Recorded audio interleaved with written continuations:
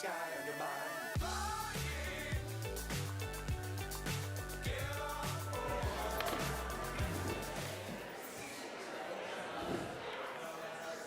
Good afternoon. Good afternoon. We're going to try this again. Good afternoon. Good afternoon. Thank you. I feel so much better. I am absolutely thrilled to welcome you to our Constitution Day discussion.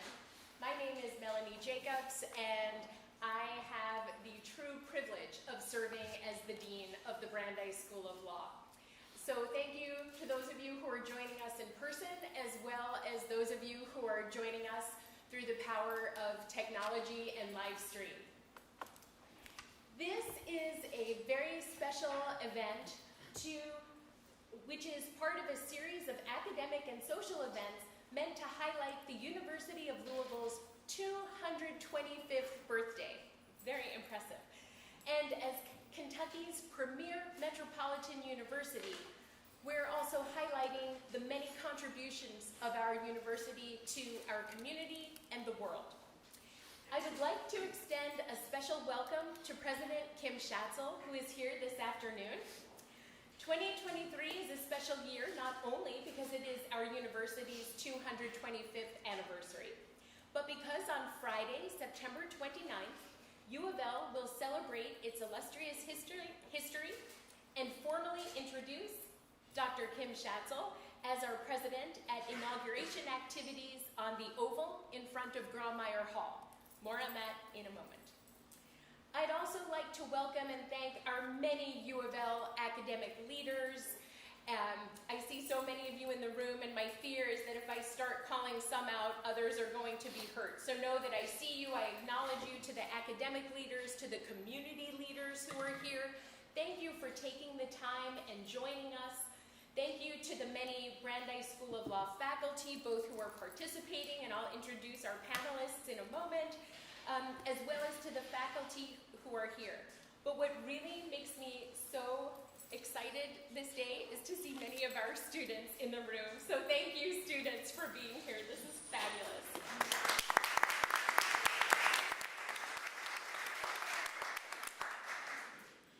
I would also like to offer some special thanks to Tracy Cole, Jill Scoggins, Kyle Durbin, Joe Elliott, and Stephanie Rebert, who really helped bring this all together.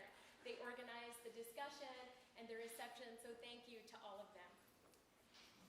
The celebration of Constitution Day goes back at least to the 1940s during World War II, when I Am an American Day was first established to foster patriotism. Over the decades, the name has changed between Constitution Day and Citizenship Day. Arguably, while we celebrate the signing of the Constitution on September 17th, 1787, what we really celebrate are the underlying principles of our democracy and the critical role we all play as citizens therein. Indulge me for a moment, please, as I recite the Constitution's preamble. My son had to memorize it in 3rd grade, but I decided that I will. He's 12 now, so it's pretty recent, but I'm going to read it so I don't make a mistake. We, the people of the United States, in order to form a more perfect union, establish justice, ensure domestic tranquility, provide for the common defense, promote the general welfare, and secure the blessings of liberty to ourselves and our posterity, do ordain and establish this Constitution for the United States of America. Of course, at the time of the Constitution's signing, many of us in this room would not have been granted full rights of citizenship. Today, women's enrollment in law schools exceeds 50% and has for many years, but women were assuredly not full citizens able to vote or participate in the political process at the time of our country's founding. In fact, married women were essentially the property of their husbands, and unmarried women were just pitiful. I can say that tongue-in-cheek, of course. Much more egregious, Article 1, Section 2 of the Constitution validated enslavement. Enslaved persons were dehumanized and treated as merely 3/5 a person. So given that backdrop, you might ask, what are we celebrating? In the 236 years since the Constitution's signing and subsequent ratification, we, the citizens whom we celebrate today, have endeavored to achieve the ideals set forth in the preamble. We can point to many times in our nation's history in which we have made meaningful progress in ensuring the general welfare and promoting greater equality and dignity for our citizenry. We have, however, also witnessed significant backlash in response to that progress. Our history demonstrates that democracy, while fragile, can work. Democracy works even when we disagree. That's its inherent beauty. But democracy works best when we embrace diversity and see our differences as a source of strength. Democracy works when all citizens are afforded dignity and full participation in the political process. Democracy relies on the peaceful transfer of power and our faith in our elections, our president, our Congress, and our Supreme Court. This is a political moment in which it seems that our common purpose has been eclipsed by fear and distrust, and the very fabric of our democracy seems in peril. Instead of common purpose, we have devolved to us and them. According to 2022 data from the Pew Research Center, public trust in government remains low. Only 2 in 10 Americans say they trust the government in Washington to do what is right, just about always at 2%, and most of the time is only 19%. Further, as of 2022, only about a quarter of adults say they are satisfied with the current state of the nation.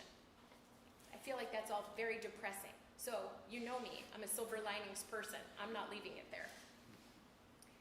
Despite all that, a majority of Americans continue to say that they have a lot, 17%, or some, 51%, confidence in the future of the United States. And that is what makes me optimistic, that despite the fragility of our democracy, it will endure, ensuring the ideals of equality, justice, and dignity for all people should transcend our divisions. And I'm very anxious to hear our speakers' suggestions for how we can do all that. No pressure, guys. But before I introduce our keynote speaker, I would like to again recognize President Kim Schatzel. As I mentioned, the September 29th inauguration ceremony marks the official installation of Dr. Schatzel as UofL's 19th president. And I encourage you to join us on the Oval next Friday at 11 for this very special occasion. Please join me in welcoming Dr. Kim Schatzel.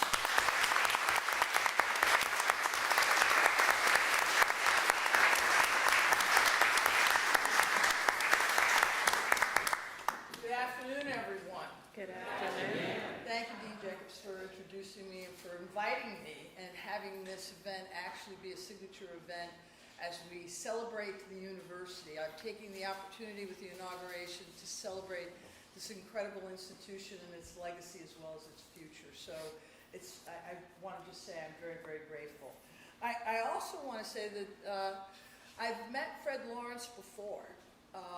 We're quite pleased and quite honored to be able to have such a scholar with us and to talk about this most important topic.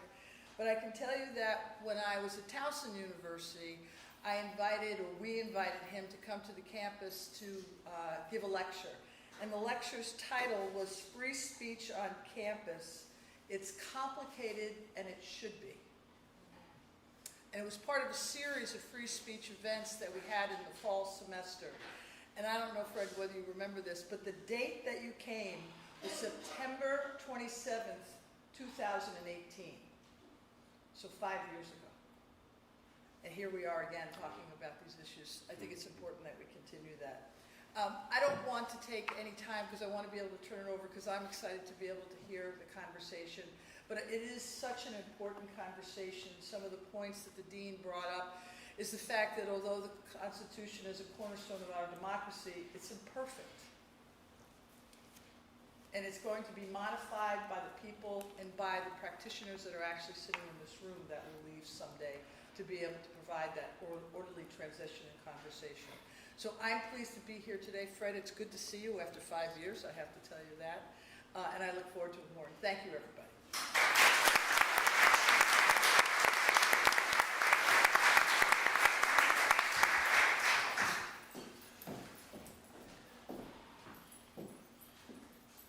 I'm delighted to introduce our keynote speaker. The plan is to introduce the keynote speaker and give him an opportunity to speak, and then I'll go ahead and introduce our panelists. They will all have a few moments to share their perspective, and then we'll have some dialogue. So just so you know what the rest of the program will look like. Frederick Lawrence is the 10th Secretary and CEO of the Phi Beta Kappa Society, which is the nation's first and most prestigious honor society, founded in 1776. Professor Lawrence is a distinguished lecturer at Georgetown Law Center and has previously served as president of Brandeis University, dean of the George Washington University Law School, visiting professor and senior research scholar at Yale Law School, and was a professor and associate dean for academic affairs at my alma mater, Boston University School of Law. An accomplished scholar, teacher, and attorney, Professor Lawrence is one of the nation's leading experts on civil rights, free expression, bias crimes, and higher education law. He is the author of Punishing Hate, Bias Crimes Under American Law, Harvard University Press, examining bias-motivated violence and how such violence is punished in the United States. He frequently contributes op-eds to various news sources, such as Newsweek, the Boston Globe, Philadelphia Inquirer, U.S. News, and so on and so on. Professor Lawrence's legal career was distinguished by service as an assistant U.S. attorney for the Southern District of New York in the 1980s, where he became chief of the Civil Rights Unit. He received his bachelor's degree in 1977 from Williams College, magna cum laude, where he was elected to Phi Beta Kappa, and his law degree in 1980 from the Yale Law School, where he was an editor of the Yale Law Journal. Professor Lawrence was elected to the American Philosophical Society in 2018 and the American Law Institute in 1999. He has received numerous awards, and I encourage you to read his biography.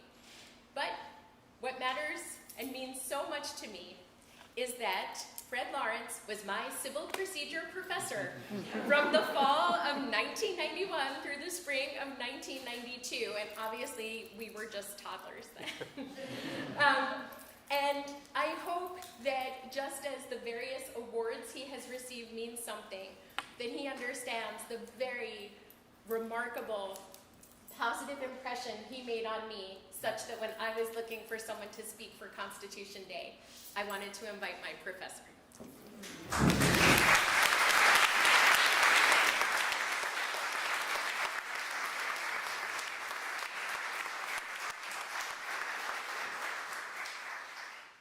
Well, this is a great honor to be with you for Constitution Day. I guess I should call it Constitution Day +2, since Constitution Day itself is the 17th of September, as we'll come to.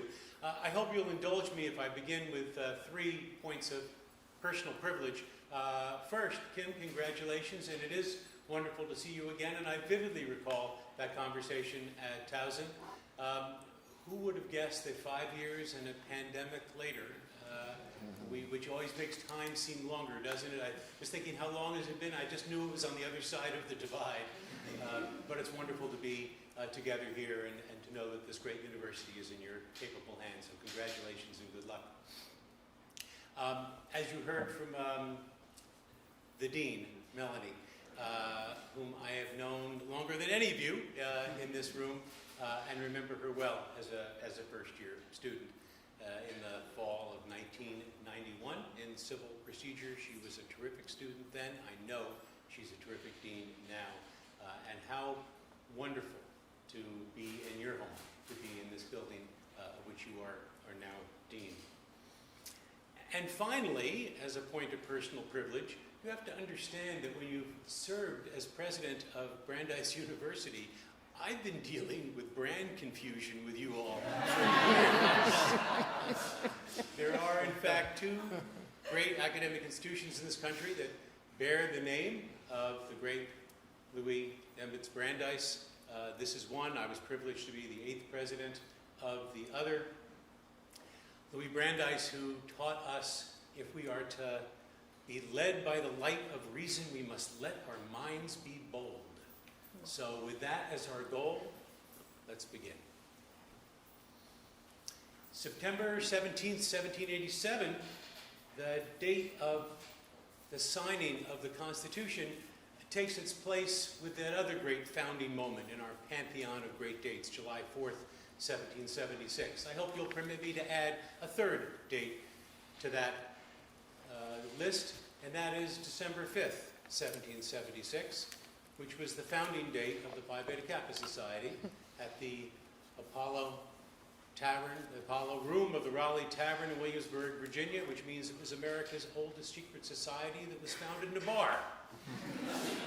But it's actually not so surprising that it was founded in a tavern, because, in fact, most of the most radical movements of the late 18th century, the revolutionary time in this country and to a certain extent Europe, took place in coffee houses or in taverns, because those were the two quasi-public places where one could meet outside of the prying ears and eyes of the crown or the church or other sources of official authority. So it's not surprising that that's where they met to talk about things radical, and why they were radical we'll come to in a moment.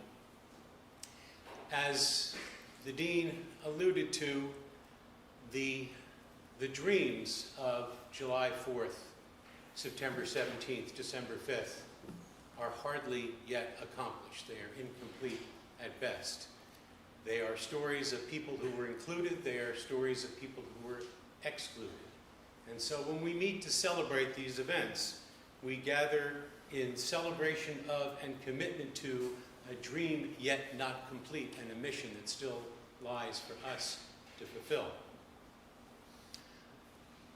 Let's start with July 4th, and with all due respect to the ringing words of the preamble, and I'm glad he had to memorize that in 3rd grade, but with all due respect to the ringing words of the preamble, perhaps the most celebrated language of any document in American history is the language that comes from the Declaration of Independence. In fact, I think we know it too well.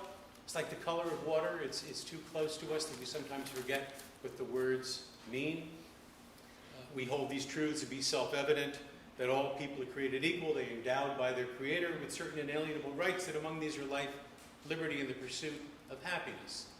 The Declaration, you'll recall, goes on to say what is in fact the fundamental notion of democracy, that to secure these rights, life, liberty, and the pursuit of happiness, to secure these rights, governments are instituted deriving their just powers from the consent of the governed. Their just powers from the consent of the governed.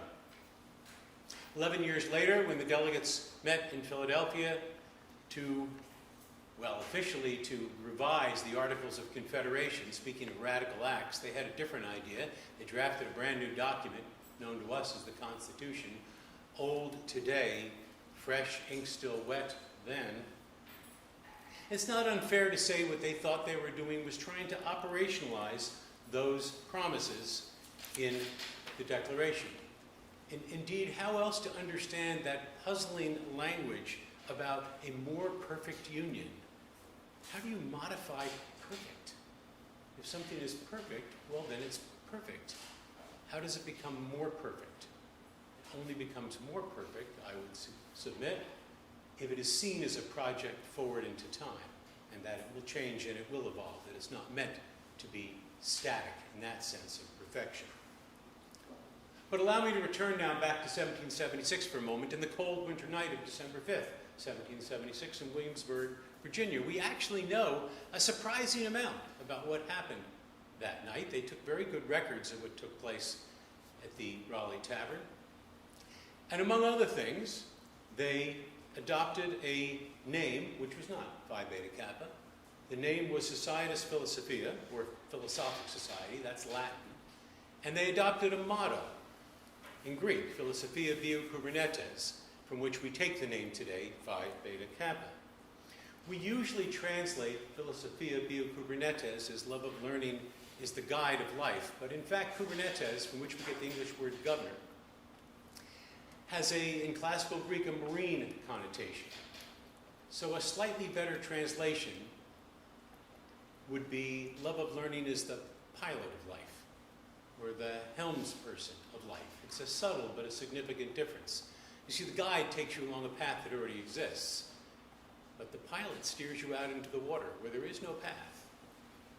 And sometimes the waters are choppy, as they were in 1776, as they were in 1787, and as they most decidedly are in our time. And so the radical idea they committed themselves to that night of December 5th, 1776, was that the guide, the pilot, the helm for the rest of their lives and those who would come after them would not be some dogma, would not be some tradition handed down on high. It wouldn't even be learning, it would be the love of learning. It would be the process of learning that they committed themselves to. Astonishing, really. And the essential linkage between July 4th and December 5th is embedded back in that notion of consent of the governed. Consent must be a knowing consent, as any torts student knows.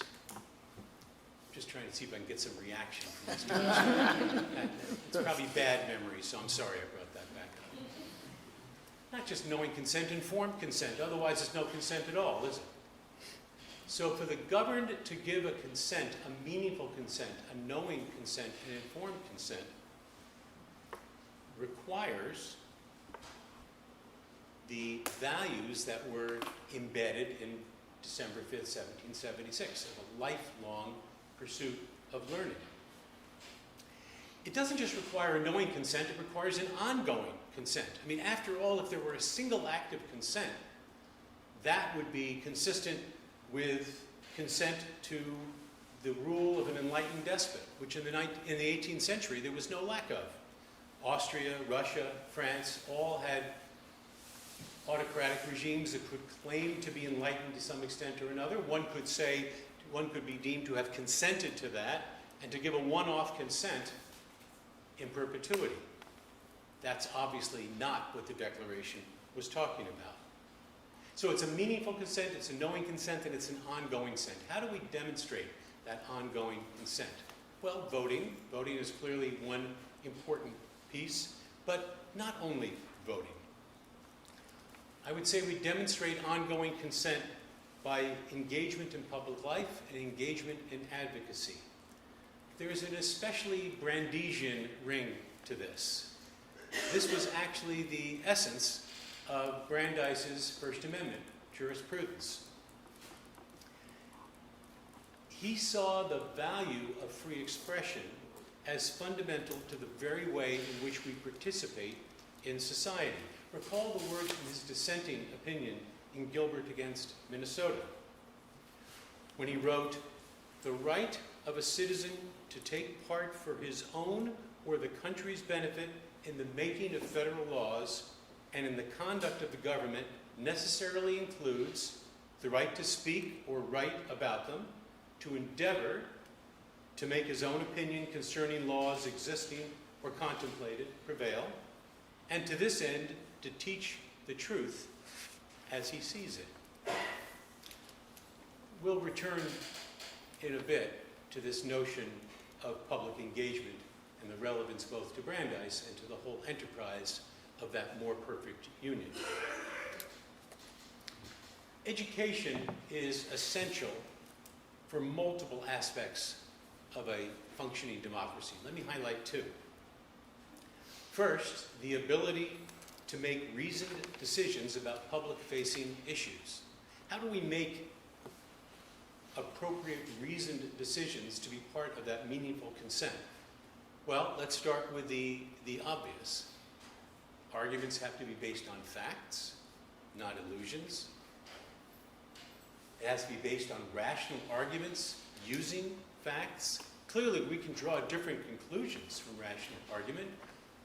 There can be meaningful distinctions and arguments drawn between those who would favor a small government or big government, those who would favor free market solutions to social problems or government regulation to address social problems. To be fair, there are even different understandings and interpretations of the precise nature of facts that one might draw and argue about. When John Adams famously said, or is supposed to have said, that each is entitled to our own opinion, but we're not all entitled to our own facts, he may in fact have been overstating it a bit. But appeals must be to reason and not emotion alone for a democracy to function on its highest level. Consider the observation of the famous science fiction writer Isaac Asimov in 1980 of what he called the strain of anti-intellectualism winding its way through our political and cultural life, nurtured by the false notion that democracy means my ignorance is just as good as your knowledge. So one way in which education is core to a democratic enterprise is for that meaningful consent to be built on awareness of facts, ability to discern facts, ability to build reasoned arguments out and rational arguments out of those facts. A second way in which education becomes core is the understanding of our system of government, which in fact is not so simple to explain or understand. The role of an independent judiciary and why that is significant, an issue not only relevant to issues in this country, but around the world today. The role of the rule of law and how that becomes core to a self-governing people in a democracy. The concept of separation of powers within government so as not to centralize powers, and division of powers within a federal system between states and the federal government. Hence the emphasis on civics as part of a liberal arts education. Sigal Ben-Porat, in her book Free Speech on Campus, bases her argument for faculty rights of academic freedom on two core obligations of faculty: honesty and accuracy in scholarship and teaching, and the teaching and engagement in civics. We might add to that short list of two the common good served by the academy more generally. At the end of my remarks, I will return to this issue of academic freedom, which I will tell you is one that has preoccupied me over the past years, as I view academic freedom in greater threat today than at any time in the past half century or more. So the linkage between July 4th and September 17th on the one hand, and December 5th on the other, is based on the ways in which liberal education inculcates the ability to synthesize and analyze facts, evaluate arguments based on these facts, as well as knowledge of our system. These are essential prerequisites for a self-governing people, and they are central elements of a liberal education. Now, the liberal I have in mind here, as in liberal arts, has nothing to do with the political orientation. As I suspect most of you know, it comes from the Latin liber, meaning free or unrestricted. There are those who stopped using the term liberal arts for fear of its political connotations. For my light, something that has served us well for 2 millennia ought not to be jettisoned quite so quickly. The notion of the free and unrestricted teaching is that it describes an education designed to open students' minds, endowing them with the ability to question information and resist allegiance to authoritarianism. America's unique higher education system, deeply in need of public and private support at this time, perhaps as more than at any time in recent memory, is crucial for these reasons to the viability of our democracy. It's not surprising that there is, in fact, a linkage between education, not just in democracy, but education and resisting authoritarian leanings. The essential need for liberal education in a functioning democracy was affirmed in a 2020 report by my colleague Anthony Carnevale and his colleagues at the Georgetown Center for Education and the Workforce. The study is called The Role of Education in Taming Authoritarian Attributes, and I commend it to your close attention. You can get it online. The Georgetown Report examines the role of colleges and universities in relation to the challenge of rising authoritarianism at the global level and the resulting threats to democracy. Authoritarianism here is understood as a worldview that leads individuals to prefer false and forced certainty of authority and uniformity over the messiness of pluralism, uncertainty, and democracy. As the Nobel laureate Amartya Sen once said, I would rather be vaguely right than precisely wrong. Comparing the attitudes and preferences of people from 51 different countries, the study found that, in fact, Americans hold only moderate authoritarian preferences, ranking only 16th worldwide in terms of democratic or anti-authoritarian impulses. We are on par, I'm glad you're sitting down, with Estonia, Chile, and Uruguay. If you're interested, the countries that score at the top, that is to say the least likely for authoritarian tendencies, are New Zealand, Sweden, Ghana, and Germany. While America's rank at 16 is somewhat disappointing, the report also suggests a way forward. The finding confirms that higher education generally, and liberal education in particular, mitigate most effectively against the adoption of authoritarian attitudes.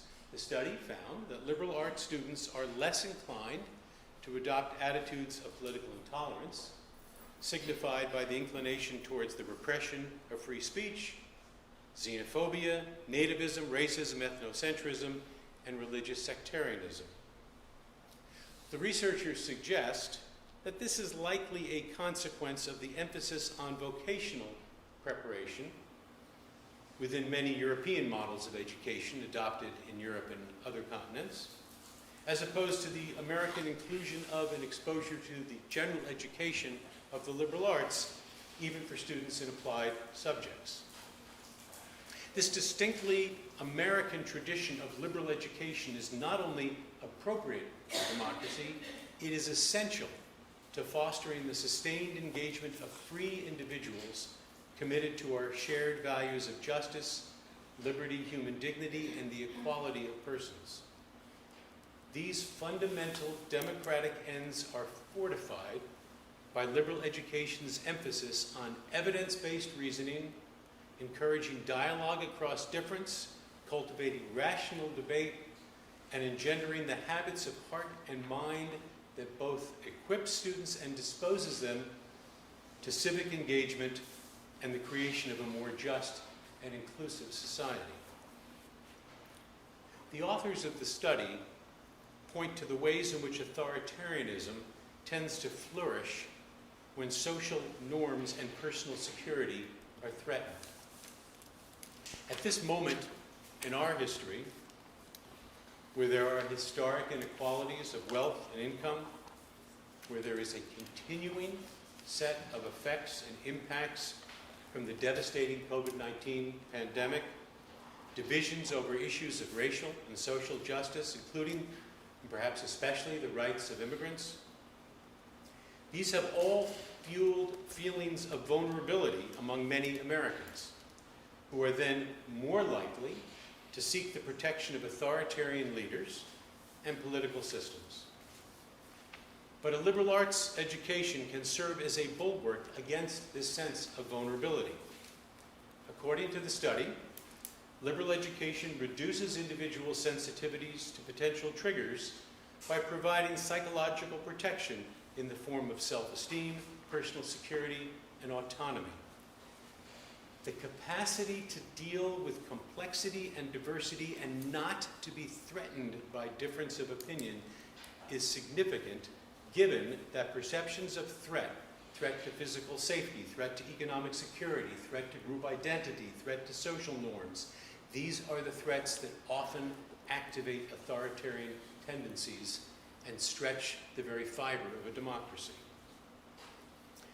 Exposure of liberal arts students to diverse contexts, histories, ideas, lifestyles, religion, ways of life, and cultures diminishes the likelihood that differing worldviews will trigger authoritarian responses and increases the chances of their being countered with evidence. Engagement with the liberal arts also encourages and builds empathy and tolerance. The great literary critic Harold Bloom once said, "We read imaginative fiction because we can't know enough other people." And through our reading, our minds are broadened and our ability to understand others, to put ourselves in the shoes of another, are dramatically increased. This brings us back to our Brandeisian theme of political participation and civic engagement, both of which correlate positively with post-secondary education. The Georgetown report concludes that higher education is the cornerstone of successful democracies, not easily shaken by authoritarian threats. Let me conclude, as I alluded to earlier, with some thoughts about the state of academic freedom and the challenges of academic freedom. The first great statement of academic freedom in this country, it's a notion we import really from the German universities in the 19th century, but in 1915, the Association of American Universities Professors issued the Declaration of Principles of Academic Freedom and Tenure. Among other things, the principles describes, not so surprisingly, the three core attributes of the function of the academy: its teaching, its scholarship, and its extramural contributions of its expertise. Now, it's interesting for the academics in the room, you didn't think that's where the third one was going to go. The famous three legs of the stool are teaching, scholarship, and service to the community. I'm sorry, Kim, you need them to do a lot for the community, I know that. But we need them to do a lot for the country, too. And the AAUP in 1915 understood that the academy existed. The very argument for academic freedom is based in the common good that is served by the academy. We serve the common good in our teaching. We serve the common good in pushing back the bounds of knowledge in our scholarship. And we serve the common good in our providing of our expertise to a society in need of that expertise. In the natural sciences, to find new discoveries and cure diseases. In the social sciences, to address crises facing the society in so many different ways. In the arts and the humanities, where we ask not just how can we be, but who are we, and who do we wish to be. All of these are contributions to the common good that the academy must recommit itself to. We've talked a lot about Brandeis. Let's talk for a moment about one of his great protégés, Felix Frankfurter. Frankfurter and Douglas, in their concurring opinion in Wyatt against Updegraff in 1952, coined the phrase of academics as priests of democracy. Sound a little hyperbolic? Give Frankfurter a chance to explain himself. First, think of the terms. He didn't say priests of our society. He didn't say priests of our way of life. He said priests of our democracy. So he understood that higher education had a role to play in the very core of a self-governing people and how a democracy would operate. And he said priests, not guardians or supporters, suggesting a quasi-sacred role of education in maintaining our system of government. So permit me, if you will, an extended quote from the Frankfurter concurring opinion. Wyatt against Updegraff, for the lawyers and law students in the room, was an early case involving loyalty oaths. In the state of Oklahoma, in order to be a public employee, including at the university, you had to take a oath of loyalty. The Supreme Court struck that down in 1952, largely on a technical due process argument that, as they say, is the kind of argument only a lawyer could appreciate, and I'm a lawyer who didn't appreciate it. But Frankfurter and Douglas write a concurrence and talk about the role of education. Interestingly, why Frankfurter and Douglas? Two academics in the court. Frankfurter, of course, came directly to the court from Harvard Law School, and Douglas had been the youngest tenured professor in the history of Yale Law School. I suspect still the youngest tenured professor in the history of Yale Law School before a career at the Securities and Exchange Commission as one of their first great chairs, and then President Roosevelt put him on the court. Here's what Frankfurter wrote: that our democracy ultimately rests on public opinion is a platitude of speech, but not a commonplace in action. Public opinion is the ultimate reliance of our society only if it is disciplined and if it is responsible.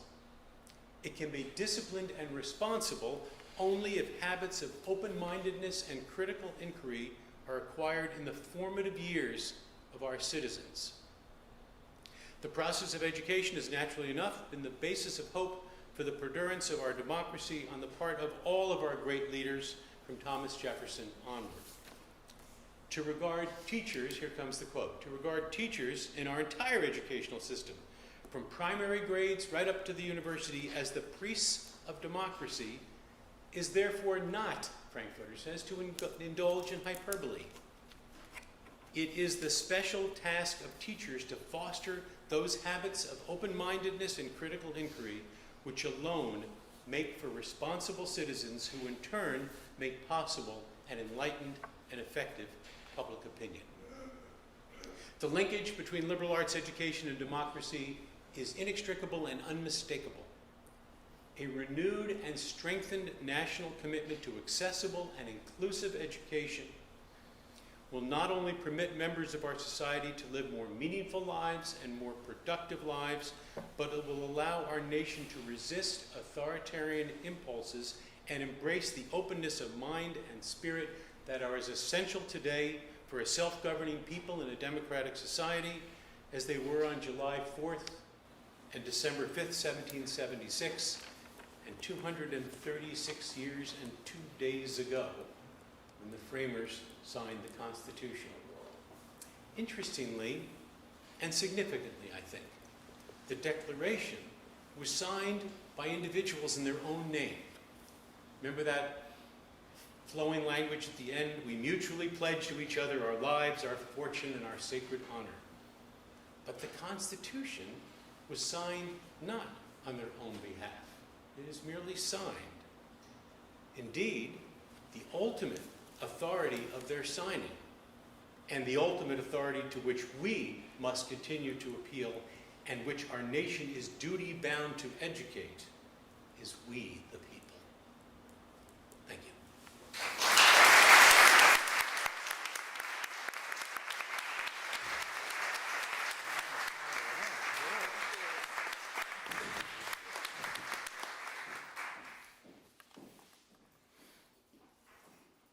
Thank you.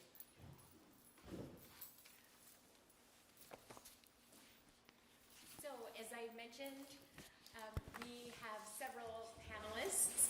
I'm going to introduce them. They have a few moments to share both their own thoughts and provide some response, and then we'll open to more of a dialogue. I realized I did not tell you earlier, and I apologize. We are missing one of the panelists that was on the brochure. So Professor Sam Markison just had cataract surgery yesterday, so is not in a position to be with us today. Maybe he is joining us via live stream, and of course we wish him well. But I am so delighted to have incredibly talented colleagues from the law school, from Brandeis Law, as well as the university. So let me introduce, and sorry because I think my introduction doesn't go in the proper order, so I'll just have you give like a royal wave when I say your name. So I went in alpha order. As general counsel for the university, Angela Curry, right over there, give your royal wave. Okay, very good. By the way, a fellow Boston University School of Law alumna, so shout out to me, you. We're going to have to take a picture and send it in for these magazines. So just make sure, Tom, if you're still here. Okay. She serves as the university's chief legal officer. She directs and manages the provision of all legal services to the university while supporting and advancing the overall mission and cardinal principles of the university. Before accepting her current position, Ms. Curry was Senior Vice President and General Counsel for the Presbyterian Church Foundation, where she served as chief legal counsel for a private foundation with $2 billion, that's $2 billion for those of you who remember, in assets under management, and helped direct social impact projects in Africa, South America, and the Middle East. Ms. Curry has over 15 years of experience as general counsel for various institutions of higher education, including Kentucky State University and Fisk University, and served as an attorney for the Kentucky Public Service Commission. And as we were just hearing a little bit about academic freedom, you can only imagine, right, university counsel dealing with these issues. So I'm looking forward to her remarks. Immediately to her right, or to your left, is Professor Joe Dunman, who just joined our faculty this semester, very exciting, and he is a 2012 Brandeis Law alum, so very nice to have one of our own right here. He currently teaches torts and lawyering skills, and he has also taught constitutional law and employment law. His scholarly interests include religious rights and accommodation, employment law, criminal procedure, and the law of Kentucky. Prior to teaching at the University of Louisville, Professor Dunman served as the managing attorney for the Kentucky Commission on Human Rights, and that is the state agency responsible for enforcing the Kentucky Civil Rights Act, which prohibits class-based discrimination in employment, housing, and public accommodations. And then just adding to his con law cred, because he already had it, but this is a nice little tidbit, Professor Dunman is one of the attorneys who represented plaintiffs in the landmark marriage equality case, Obergefell versus Hodges. Moving to the other side of the table, next we have Professor Cedric Merlin Powell, who is, did you give a royal wave, Professor Powell? Who is because that's so Professor Powell, is the Wyatt, Tarrant, and Combs Professor of Law and Distinguished Teaching Professor. He has won numerous teaching honors and teaches a variety of courses, including constitutional law, professional responsibility, and race in the law. He is a graduate of NYU Law School, and after he graduated, Professor Powell served as law clerk to the Honorable Julia Cooper Mack of the DC Court of Appeals. He was also a fellow at the National Office of the ACLU, and we have the executive director of the Louisville ACLU here. I see Amber Duke, and I see the legal director, Corey Shapiro, in the back, so we have a whole little ACLU connection. We'll get another photo for you guys. This is what I do. And you wonder what deans do. They organize photo shoots. After the ACLU, he was also a litigation associate with Skadden, Arps, Slate, Meagher, and Flom in New York.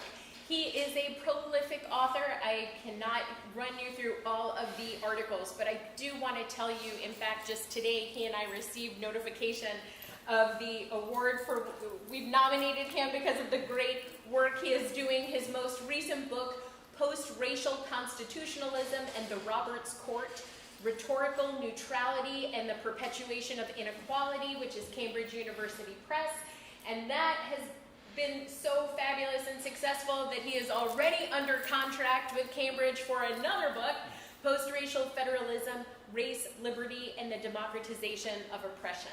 So that is very exciting and things that we should all be reading. And then finally, right in the middle, but I still want her to have her due and her wave, is Professor Enid Trucios-Haynes, who is an alumna of Stanford Law School and is and has been a nationally recognized scholar in immigration law for more than 30 years.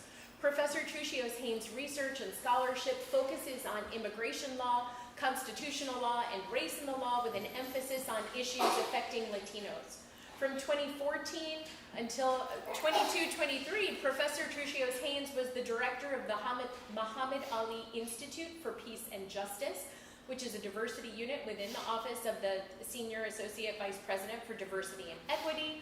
She is also the co-founder and co-director of the Brandeis Human Rights Advocacy Program, HRACT, also established in spring 2014, which focuses on immigrant, non-citizen, and refugee rights.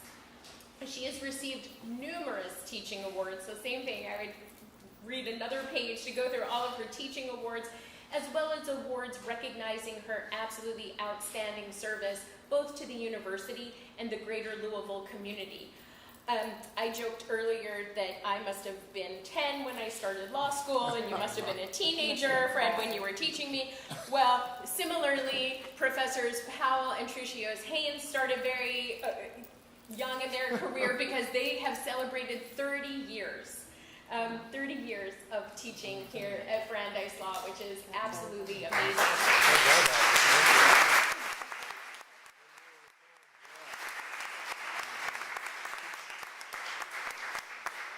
And we are really, really lucky to have them. So, I could go in that same order, but I'm going to put Professor Powell on the spot to go first because I want to give him credit. Professor Powell helped me envision this entire program. So I wanted to thank him for that and then also give him the privilege of being the first speaker. Thank you so much.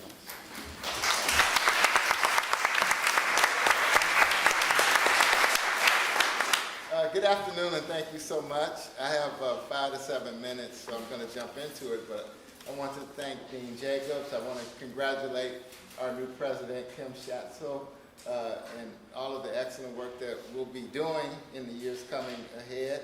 I want to thank all of my colleagues for attending. My con law students, that's above and beyond the call of duty, especially since you saw me today earlier, so I really appreciate that.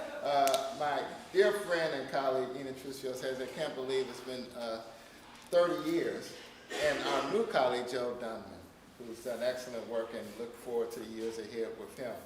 I want to congratulate Professor Lawrence on an excellent keynote and affirm the things that he said about education.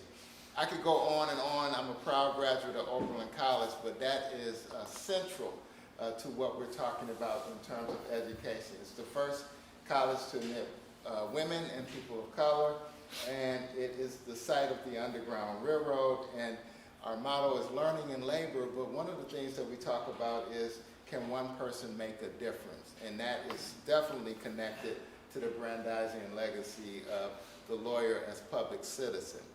More of that in a minute, but I have 7 minutes, so I'm going to take them. So in my brief remarks today, I want to highlight a tension in our democracy. We assume that our institutions will work because they exist, not because we work hard to preserve and advance them.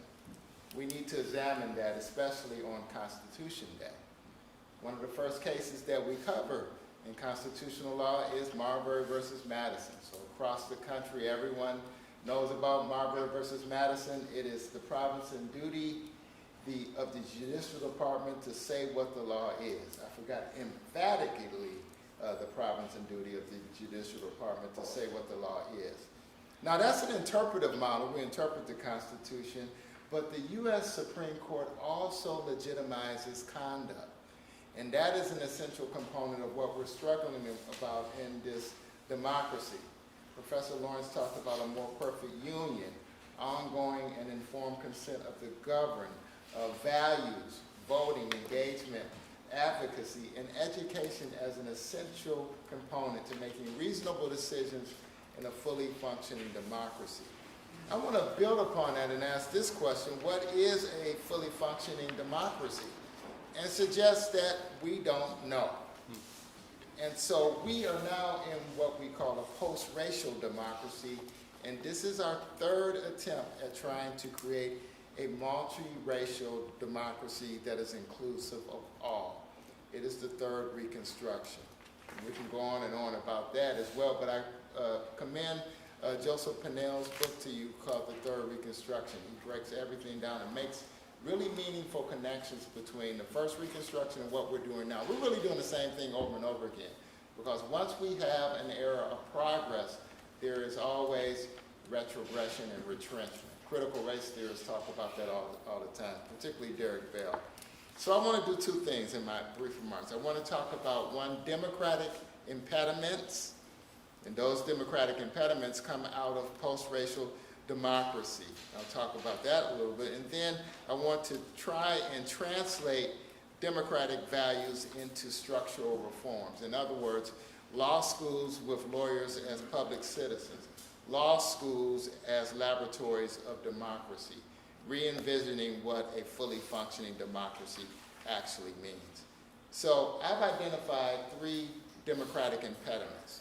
One is American exceptionalism. Our democracy is a worldwide example of how a democracy should function. In fact, we impose our ideas globally and internationally to make the point that we are the best democracy in the world. That may or may not be true, but look at all of the things that we've come through and the difficulties that we're having now. Another thing that happens, and I was just talking to my colleague, Professor Trucio's Hands about this, is the rigid Constitution. The rigid Constitution preserves minority rule and could exacerbate authoritarianism by those leaders who exploit or ignore our institutions. And we sit back and let those institutions hopefully work or hopefully not. And then when we dodge the bullet, we say, oh, we dodged the bullet. Isn't our democracy great? That's really something that is shocking. And there's a new book by Steve Levitsky and Daniel Ziblatt called Tyranny of the Minority. It follows up on their first book, How Democracies Die. And they talk about the rigidity of the Constitution and how if we never change it, we've changed it 27 times in over 200 years, while other Western democracies have done much more. What does that mean in terms of how we look at our fully functioning democracy? And you have justices like Justice Alito and Justice Thomas taking us on a time machine back to 1789 and telling us that that is the best way to interpret the Constitution, through originalism and the literal text. So the U.S. Supreme Court oftentimes advances formalistic notions of equality that displace all of us. And then the third thing that happens is a supporting narrative that maintains an almost unrealistic optimism because it ignores structural inequality and the continuing effects of past discrimination. So the U.S. Supreme Court really signals this formalism. And I would suggest, and this is crazy and I'm swinging for the fence, but I really believe this, the U.S. Supreme Court is imposing its own view of the world on American polity. This is a new Lochner era, a post-racial Lochner era, where we have post-racial federalism, which I conceptualize as the U.S. Supreme Court picking and choosing how state power will be deployed.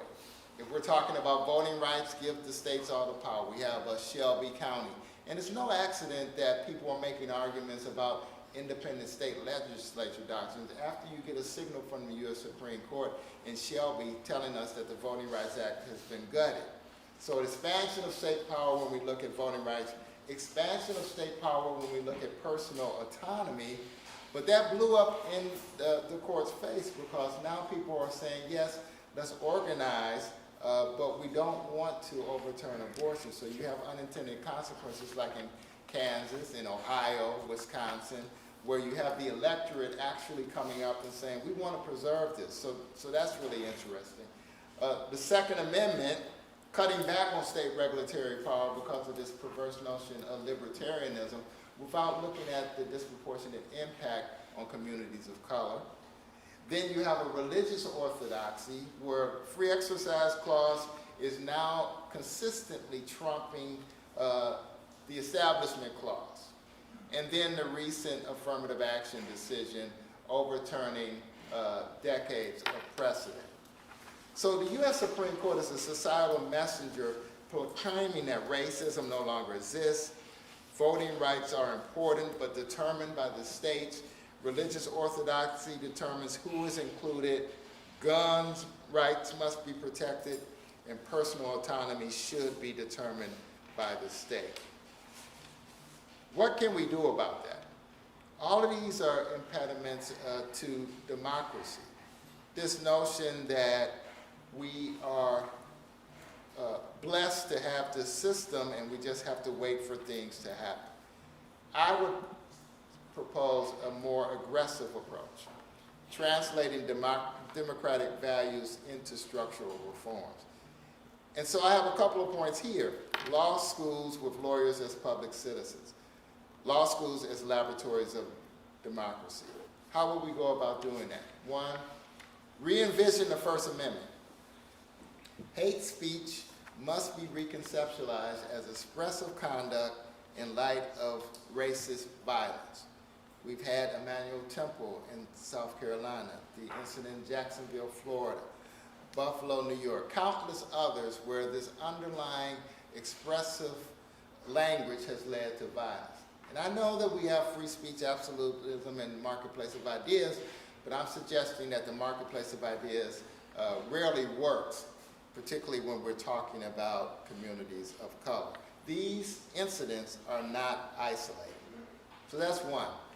Two is reject false narrative wordplay. Woke, political correctness, I'm a Marxist because I teach critical race theory, the election was stolen.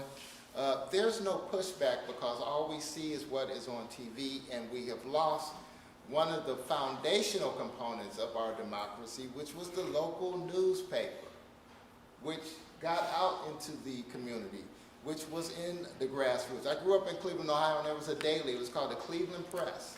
That no longer exists. And across the country, those things no longer exist. So there is no engagement. And the marketplace of ideas certainly isn't functioning because citizens are getting the neutral sound bites that they want and then clinging on to them. Another thing we can do is open up libraries, reject half-truths that take on a life of their own, stop criminalizing protests. If the First Amendment means anything, it must mean that we can protest, and we cannot use content discrimination and turn it inside out and say, oh, we don't want Black Lives Matter to protest. So there's a racial dynamic running through all of this. We should reject censorship and book bans. We should fight against school board bullying. I testified at a school board hearing a couple years ago, and we needed security. And that should never happen. We should work on voting rights. I know that the U.S. Supreme Court's signaling function with cases like the independent state legislature doctrine, which was hopefully struck down, equal sovereignty doctrine struck down. We're still fighting with partisan gerrymandering. And really all of this is to suggest this. It really says something about our institutions in our country when we have people who don't have a meaningful opportunity to engage and participate. In the affirmative action decision, Justice Jackson had her shining moment, and I'm looking forward to years and years more of that. And hopefully she will be in the majority. But one thing that she did in response to Justice Thomas was to recenter the primacy of the Reconstruction Amendments. Those Reconstruction Amendments have been reinterpreted and really dismantled by the U.S. Supreme Court. So it says something to me that an African-American woman, intersectionality, is on the court 234 years after its creation. So what is our role? And don't have any solutions here because we're speaking broadly in 7 minutes, but a couple things. I'm gone. Fully functioning press, a well-informed citizenry of critical thinkers, a political system with real alternatives, more than 2 parties, and lawyers as public citizens to determine the legitimate parameters of debate and discourse. That's our role. We have many things to consider, and I'll sit down and stop talking so we can have the engagement.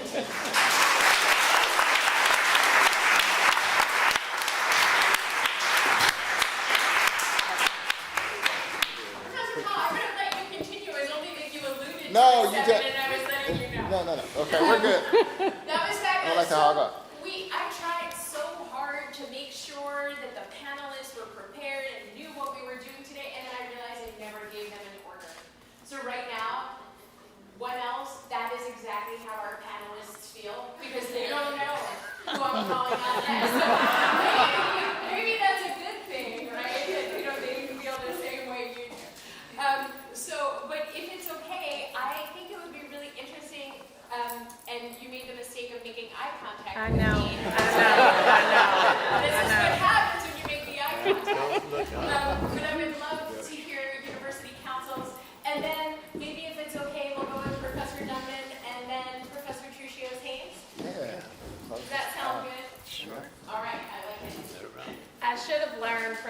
year of law school, do not make eye contact. It is the worst thing you could do.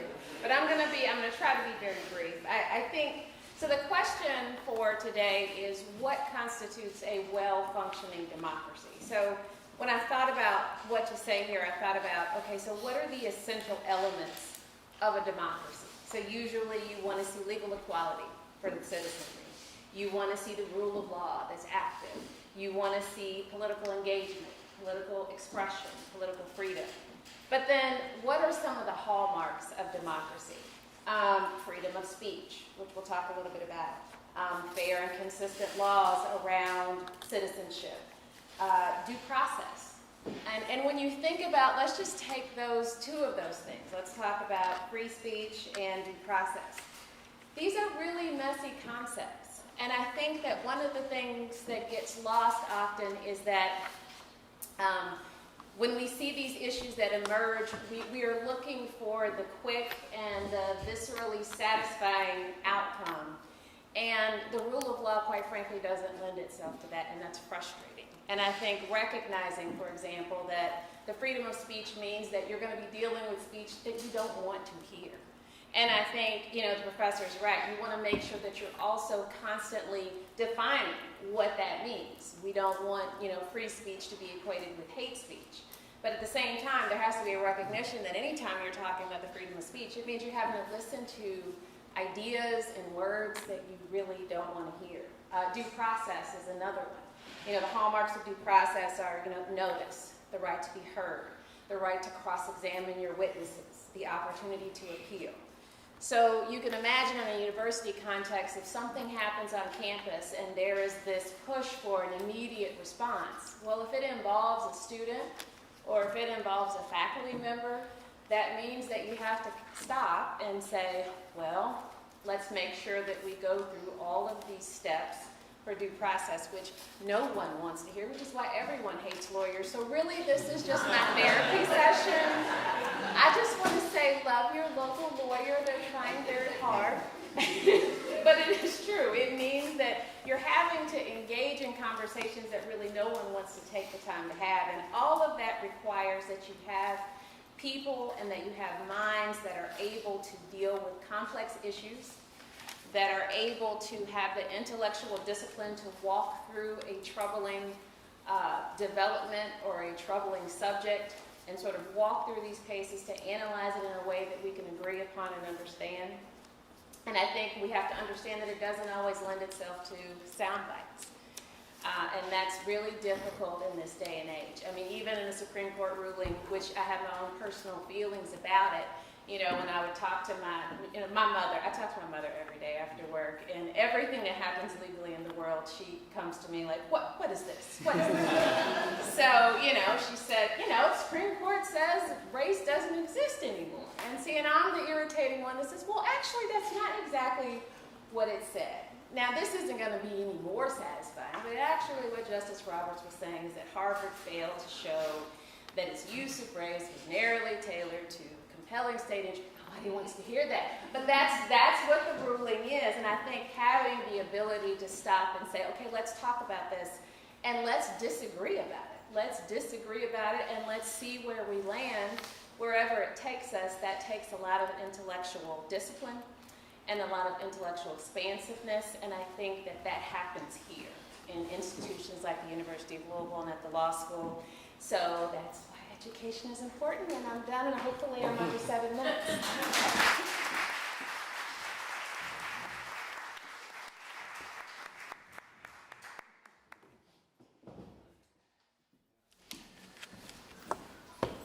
Thank you all, everyone. I'm Professor Joe Dunman. I'm grateful to be here and as a professor here at my alma mater. They don't usually hire folks like me to be law professors, and I'm grateful to have the pleasure to be here. I also want to thank Professor Lawrence for you reminding me of that excellent quote from Frankfurt, because I had in the beginning of my speech something to this effect. As lawyers and law professors, we are the stewards of our democratic system, but that's terrible. We are the priests of our democratic system, which sounds way better. But we're also its drill sergeants. And what I mean by that is that we train the warriors of peace in our society. right? In our adversarial system, we train warriors, but they don't fight with violence, they fight with peace. And I want to talk briefly today about domestic tranquility, because that's what stands out to me as a major concern for how our democracy is going and where we have, and kind of a potential dark future ahead of us. I conceive of democracy as a pressure relief valve, right? A social pressure relief valve. Theoretically, our constitutional system allows people to be heard and protects their freedom. When it does not, frustration builds. That frustration is dangerous because it leads to a loss of faith in our system. A loss of faith in our system means people no longer feel that playing by the rules will ever satisfy their needs or achieve their desired ends. If playing by the rules fails to satisfy needs or achieve desired ends, the people will stop playing by the rules. Now, theoretically, the rules in our system are designed to resolve disputes, satisfy needs, and achieve desired ends through peaceful dialogue and compromise without violence. If those rules break down, people will turn to violence to resolve their disputes or satisfy their needs or achieve their ends. We know this is true because our Constitution is a product of that kind of violence. A recurring theme in the writing of the framers of the Constitution was the desire to avoid future revolt and preserve a union through compromise and consent of the governed. That initial compromise, of course, was full of injustice, particularly in the form of slavery. It was imperfect. But, it seems to me, the framers were trying to prevent another revolution of the very sort that produced our country in the first place. By building a system more responsive to popular will than hereditary monarchy, they tried to stave off, as Madison called it, the passions of factionalism that might resort to non-democratic means of achieving its ends, tyranny and violence. We're on a dangerous precipice right now. Because the threat of political violence, widespread open warfare type violence, is growing. Our capitalistic democracy pacifies its subjects through material comfort and responsive government. But it loses this pacifying effect if the subjects of its rule lose material comfort and the government stops being responsive. Right now, the pacifying effects of consumer capitalism are waning. Young people own far less property than earlier generations. They have fewer children. They have more debt. They have less ability to pay that debt and to acquire property because their wages have not grown as much as the cost of living. Homes are unaffordable. Education and health care are financially crushing. We still enjoy some pacifying toys. We've got video games and phones and distractions of various sorts. But even those are now succumbing to rent-seeking impulses of monopoly. As Tech and Society critic Cory Doctorow frequently writes, we're losing the ability to own anything. Everything now requires a subscription plan, from music to appliances and even to the heated seats of your new BMW. The pacifying features of a comfortable capitalistic society are increasingly scarce to more and more of us. Meanwhile, the pacifying features of our democratic system are also collapsing. Gerrymandering and nearly unlimited political spending make the end results of elections seem increasingly predetermined. Predetermined elections, or the perception that elections are predetermined, stifle participation and they frustrate the participants. Predetermined judicial decisions are no different. When litigants no longer feel that judges are responsive to reason and precedent, faith in the courts dissolves and frustration builds. That frustration manifests itself as violence because the peaceful methods of resolving conflict, elections, and litigation are no longer effective. We saw a form of this on January 6, 2021, and it doesn't mean that that particular frustration was valid or that violence was right or wrong. But a population that believes that the democratic process has been hijacked and the popular will thwarted will cause great damage and may, if successful, replace our dying democracy with tyranny that can only survive through state violence and oppression. I personally fear that the number of people mad at an unresponsive system will grow so large that the entire system will collapse into another civil war. Perhaps less clearly defined between warring sides as the first time, but war nonetheless. Our Constitution, in theory, offers a promise of domestic tranquility that can only be achieved if the system it creates is maximally responsive to majority and while protecting the rights of minority interests. A system that ensures that all are treated equally before the law and empowers the government to provide for the general welfare in creative and responsive ways.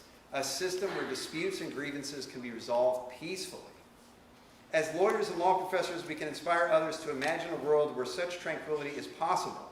Another great quote, thank you very much, Brandeis saying, let our minds be bold, right? Use our imaginations. That a constitutional system can be crafted and maintained to preserve this peace. And we can train new generations of peaceful warriors to resolve our conflicts without violence. Otherwise, we have no choice but to prepare for another cycle of mass violence, like our revolution and like our Civil War, which our history suggests will be inevitable. And that's all I have. Thank you very much.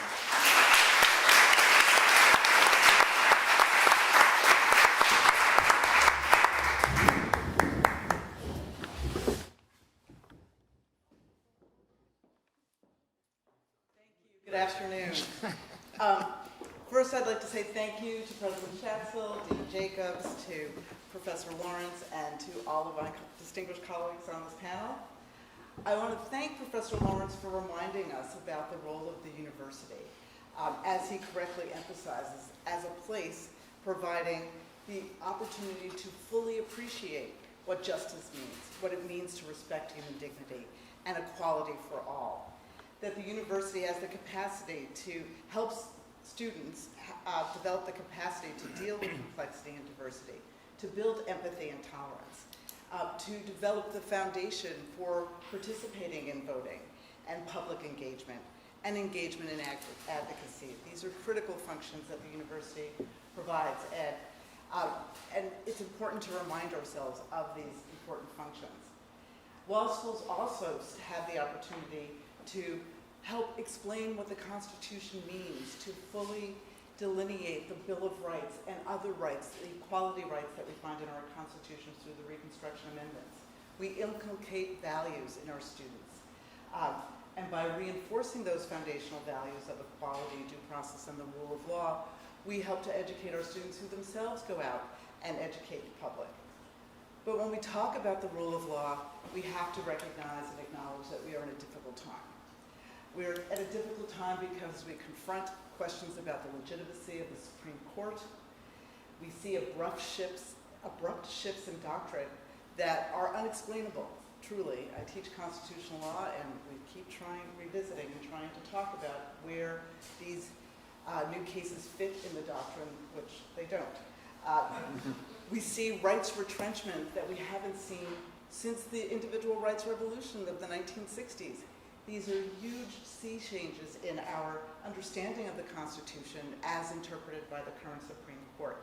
And I acknowledge what Professor Powell said about the idea of a second Lochner revolution or evolution or retrenchment, in which we see the Supreme Court using its own values. Now that there's a majority of more conservative-leaning justices, a clear group who are interested in different formulations of the original understanding, rather than thinking more broadly about the Constitution, it is a significant shift.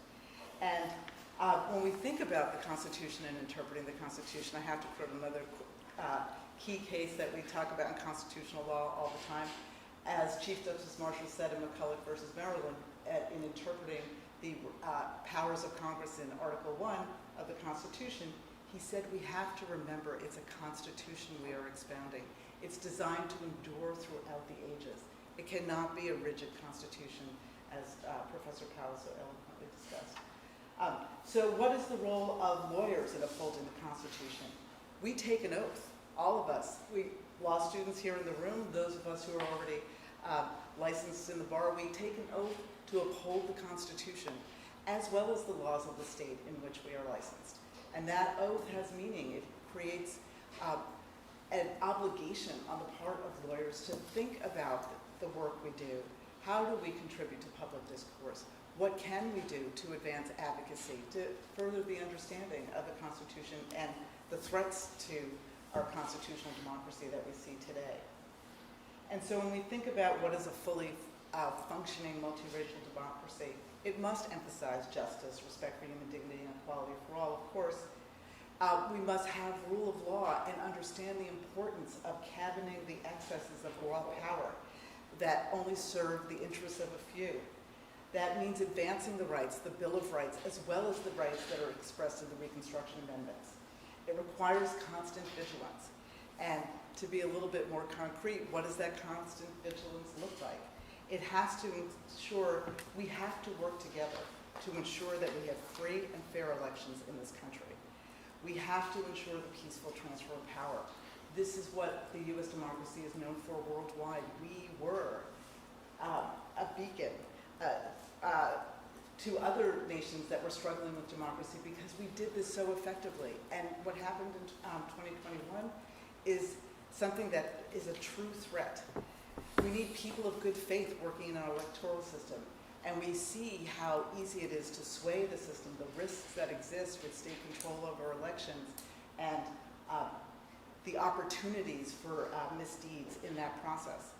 And we need to have election integrity solutions that are focused on evidence of real challenges to our election integrity. Whenever I teach constitutional law too, we get to the question of the threats to election integrity. I always have a student Google, well, how many cases have we had on an annual basis of people voting improperly? Non-citizens voting, for example, is often what we hear about. It rarely happens. And so it is not a threat in the way that we are pushed to believe by our media. So we have a lot of evidence that our democracy is in crisis, the low public confidence that Dean Jacobs spoke about, and something that was spoken about in the book that Professor Powell talked about, Minority Rule. One of the premises of the authors is that the unwillingness of politicians and other leaders to confront extremists and election deniers and others who spread lies is a huge threat. And if one of the parties that's participating in our democracy is not truly representative and doesn't believe in the Constitution, that is a serious threat. And as Senator Mitt Romney said when he announced that he was no longer running for election to the Senate, he said, quote, "A large part of the Republican Party does not believe in the U.S. Constitution. People who knew firsthand what happened on January 6th and have not done anything." We need a Congress that is functioning, electoral representatives who are responsive to the needs and desires of the people as a whole. We have frozen electoral maps that do not permit the people to have their voice heard and to elect representatives. We need to think about the electoral colleges and whether it should be eliminated. There have been 700 proposals in the last 200 years to eliminate the electoral college. We need to move on this. And we need to deal with severe hyperpolarization in our media amongst all of us and find ways to talk and communicate.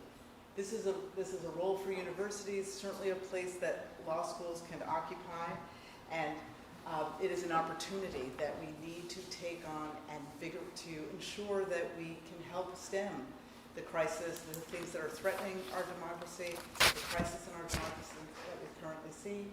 And I look forward to participating in the advocacy that's necessary to ensure that we have a democracy. It's a nice thing to have, and we want to make sure we keep it. So, thank you.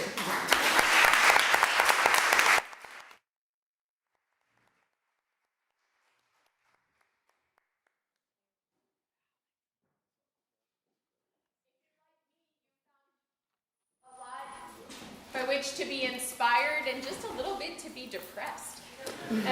So I'm looking at you, Professor Dunn. I'll take it.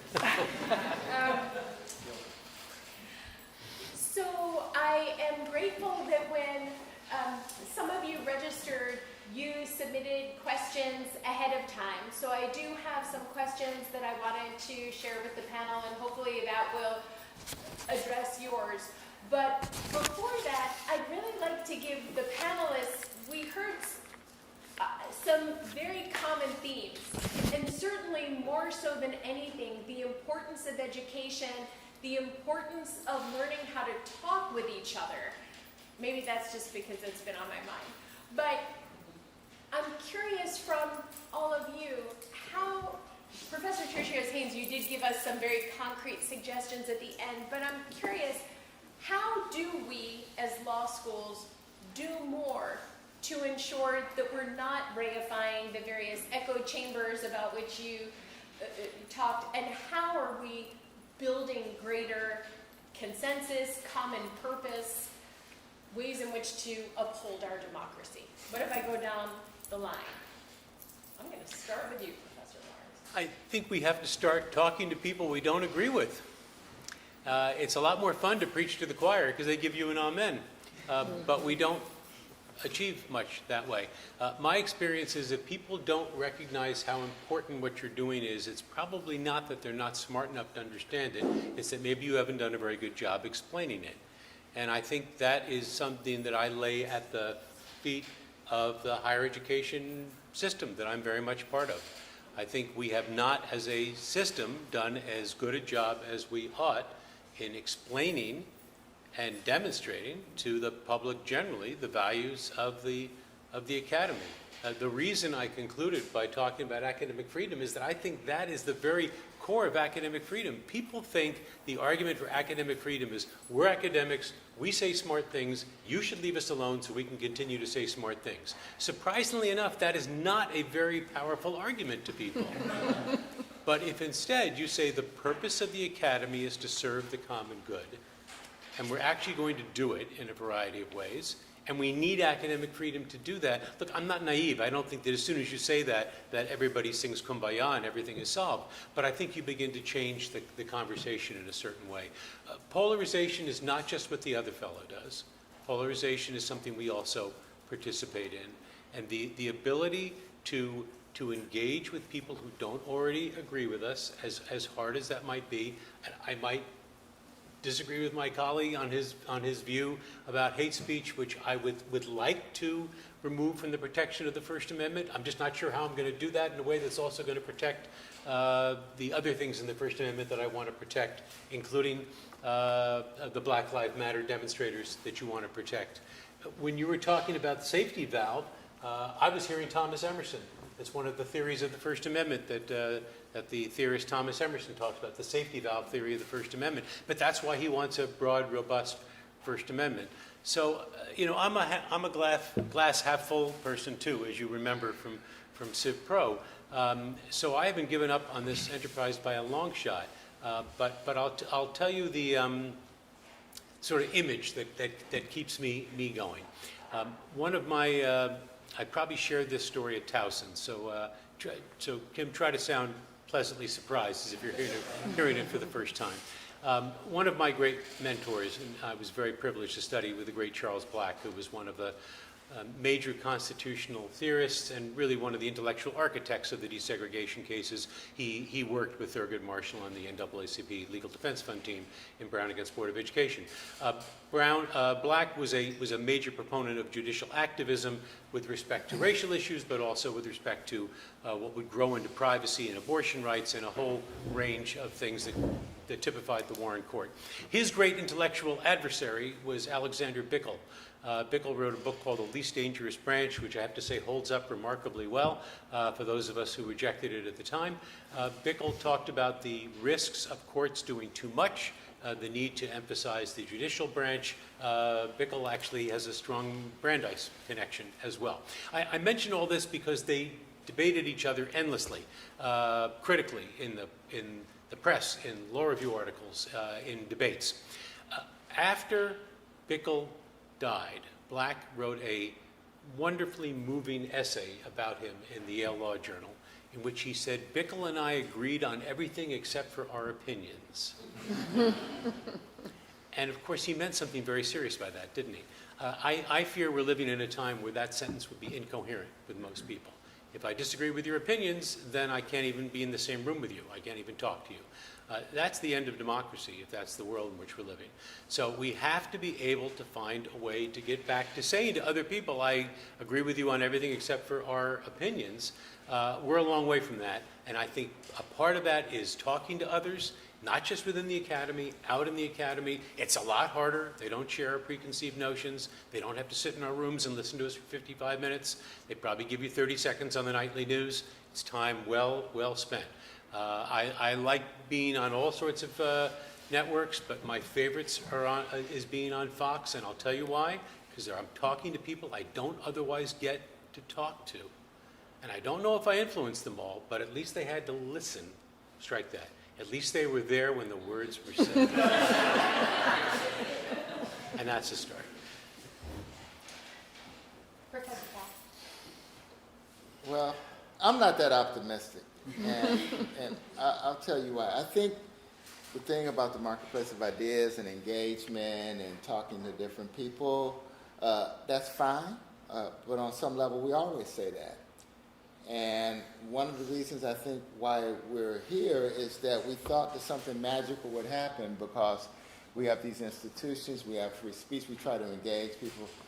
There are some people who are simply not engageable. And we have to admit that, particularly now in this existential time. I think if we talked about politics and engagement and bringing everyone together, we'd be in a lot different point now. But we have someone running for president that is still politically viable. And that says something not only about him, but a lot about us. How was this person even elected in the first place? That says something about us. It says something about our politics.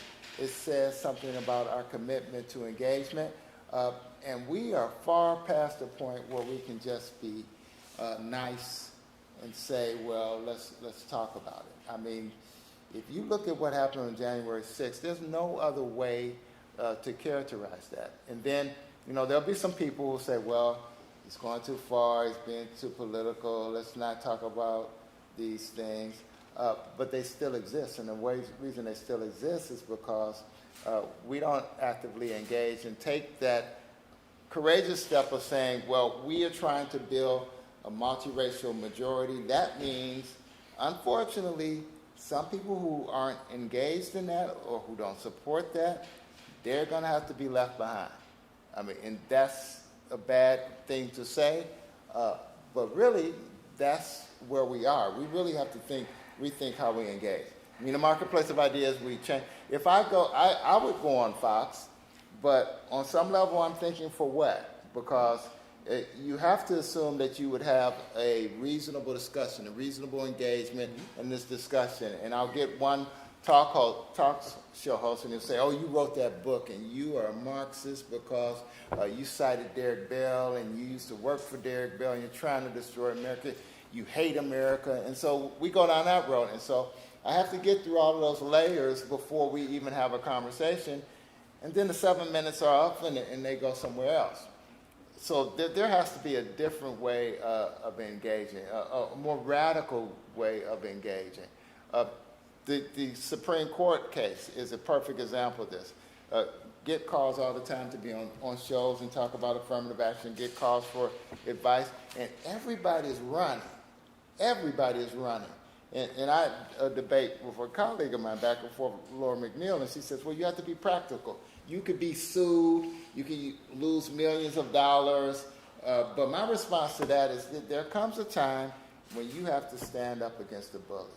I mean, I'm really, at this point in my career, this point in my life, I'm tired of getting beat up, and so you have to turn around and say, look, I think a good thing that could happen is all of the higher education institutions say, yeah, we understand what affirmative action means, but there's something called substantive equality, and that's what we're going to pursue, and we're going to change, and we're going to make sure that there are provosts of color, presidents of color, deans, and we're going to make sure that it looks like America, and if you want to sue us, sue us. And we will have a class action, and we'll stand up and fight. But we're like, they're suing African-American women who have a trust fund or capital fund, and they're doing black business. Oh, it's race conscious. The decision has been fundamentally misinterpreted, and everyone is just backtracking. They're saying it applies to anything that has race conscious. It never said that. Even Chief Justice Roberts, with his distorted and flawed reasoning, had to admit that... This is part of how you're going to influence him. Yeah, right? yeah, of course. Well, I mean, we're way past the point of me influencing him, so I throw down the gauntlet on that. I'm not trying to influence him. I'm trying to say what I want to say, and then he can react or not. But even he, in the last pages of his opinion, has to say that a person of color should be free to talk about their experiences. You know, we have segregated schools. It's 2023.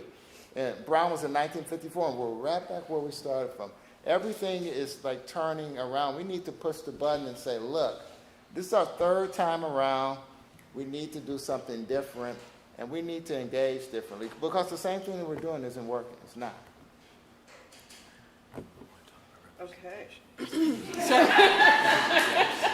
follow that, I think I'm an optimist. Yeah. I do believe engagement matters in a small way, because, you know, those individual conversations where we all realize we care about our parents, we care about our families, we care about our neighbors and where we live, and we understand that the privilege that we have and what that means in relation to those who don't have as much privilege.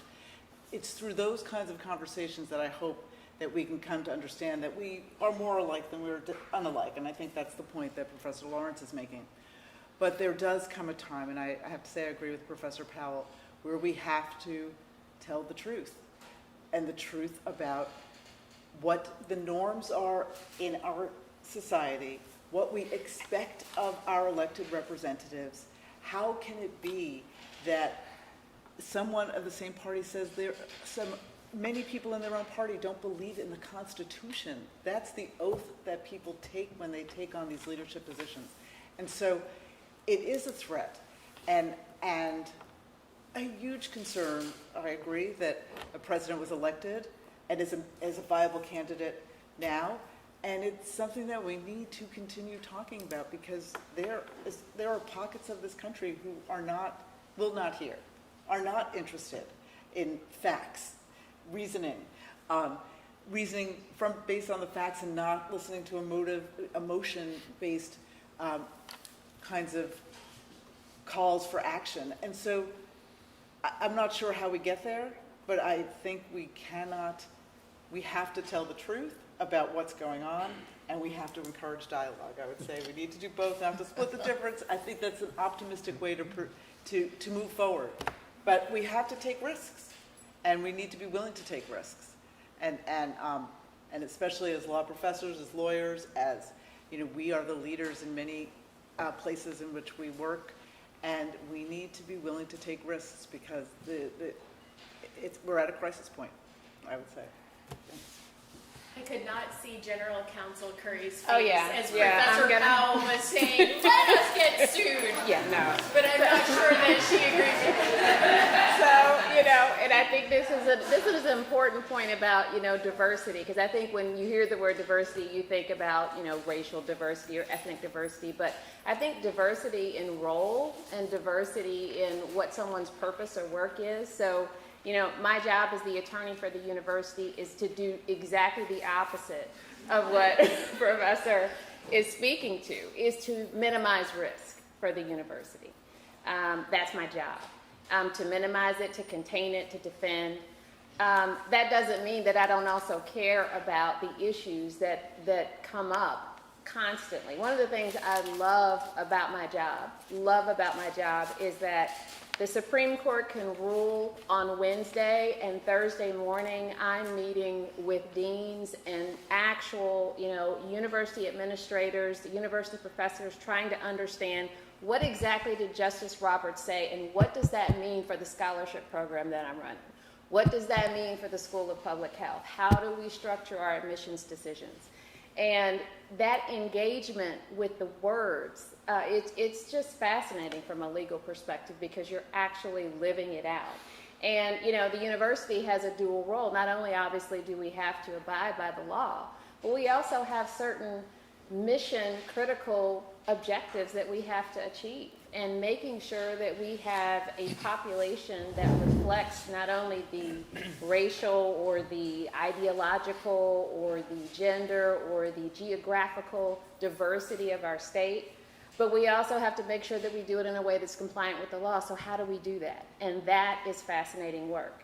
But I think, you know, in terms of the polarization, I think the key to it is, though, assume that the person in front of you wants the same things that you want, that ultimately we both want a fair and a free engagement of ideas. So if I'm taking a different position, if I'm in my professional capacity as general counsel and I'm saying, look, we have to change the way that we admit students, and here is why, don't assume that that says something about me personally.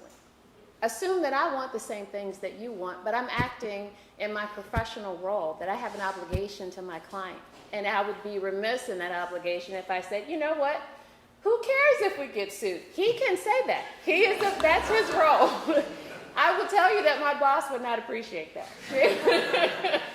She would not appreciate that. That's not my role. But I think if we would just assume the good intent of the folks that are on the other side of the table, I think that would go a long way to having the dialogue that we need to continue to move democracy forward.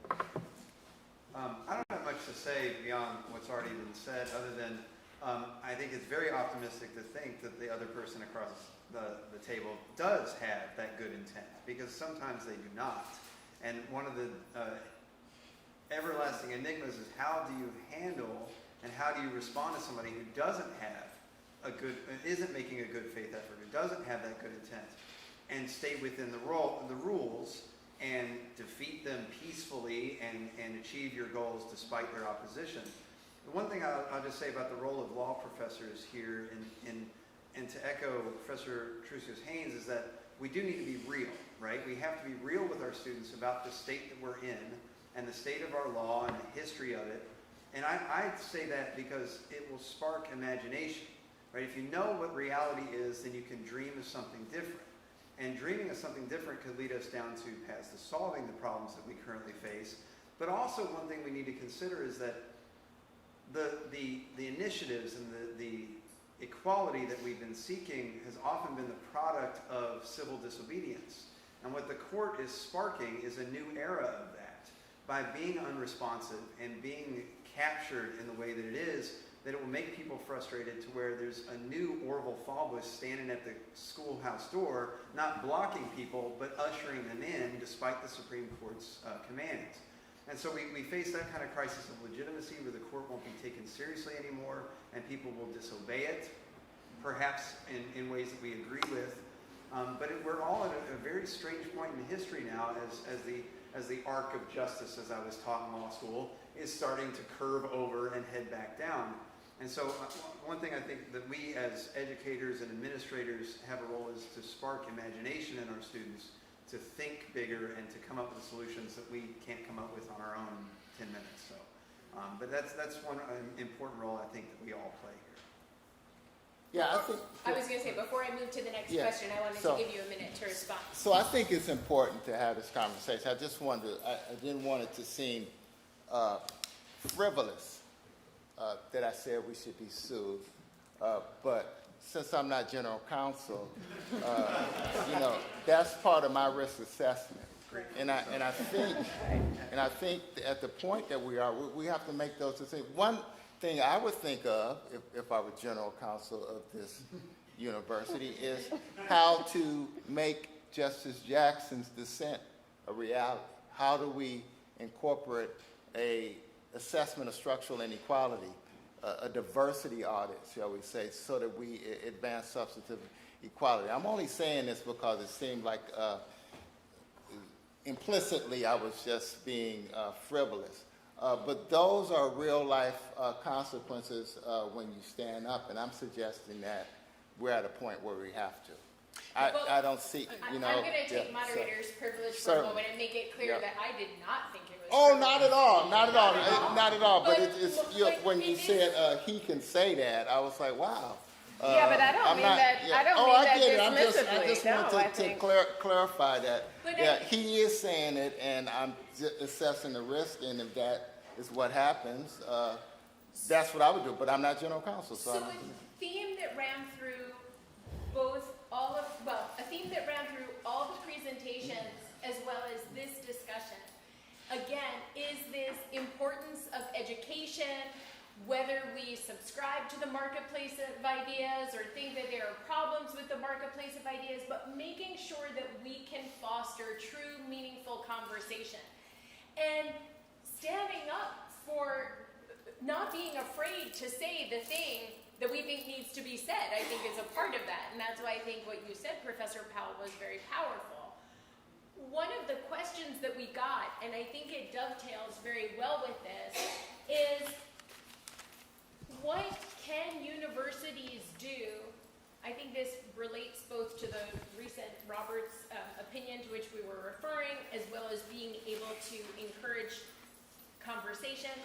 What can universities do to promote campus diversity and equity when there are federal and perhaps state laws that are not only banning, we can move beyond admission, but let's take a look at Florida and look at the fact that there are laws that say you can't teach certain things. So if we're talking about the importance of liberal arts education, but then we're saying we can't teach certain things, how do we as a law school, how do we as universities respond to that? I think we go out into the world and we play an active role. I'll describe the Phi Beta Kappa reaction in Florida. We have learned, and I say this with no excessive modesty, what I say in Washington, D.C. does not set off shockwaves in Tallahassee or Austin, all right? I'm well aware of that.